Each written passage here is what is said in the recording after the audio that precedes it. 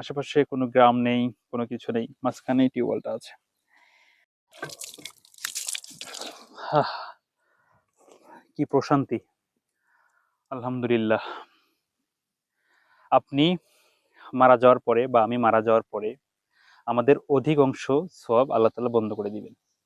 কিছু সওয়াব চালু রাখবেন, তার মধ্যে সাদগায়ে জারিয়া। সাদগায়ে জারিয়া বলতে কোনো জায়গায় গাছ লাগানো, মসজিদ দেওয়া, এরকম টিউবওয়েল স্থাপন করা। আমি অনেকটা পথ হেঁটে, প্রায় ১.৫ কিলোমিটার ২ কিলোমিটার পথ হেঁটে আমি এইখানে এসে যখন এই টিউবওয়েলটা পেলাম, মনে হচ্ছিল যে মরুভূমির মধ্যে অল্প একটু পানি পেয়েছি, এরকম একটা ব্যাপার। এই যে আমি পানি না মুখে নেওয়ার পরে আমার মন থেকে যে একটা দোয়া চলে আসলো, এই দোয়াটা, এই উদ্যোগটা যে বা যিনি নিয়েছেন তার কবর পর্যন্ত, যদি তিনি মারা যেয়ে থাকেন, তার কবর পর্যন্ত পৌঁছে যাবে বা গেছে হয়তো বা, যেহেতু আল্লাহ তাআলা বলেছেন।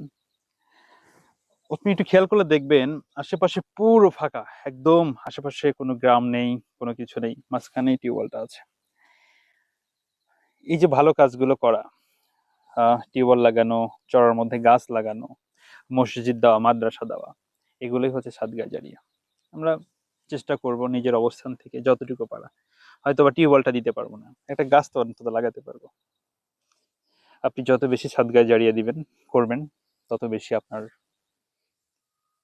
ইহকাল এবং পরকাল দুটোই সুন্দর হবে।